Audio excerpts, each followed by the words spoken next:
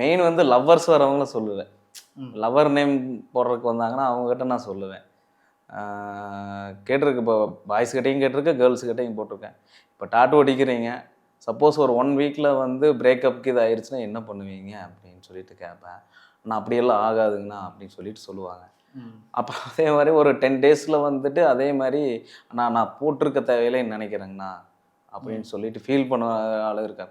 அந்த எப்படின்னா ஃபீலிங்ஸ்னால் எப்படின்னு சொன்னீங்கன்னா, ஃபஸ்ட்டு ஸ்டார்டிங் வரும்போது வந்து கொஞ்சம் ஒரு ஹாப்பியாக வந்து எனக்கானவா அப்படிங்கிற மாதிரி ஒரு இதாக போடுவாங்க.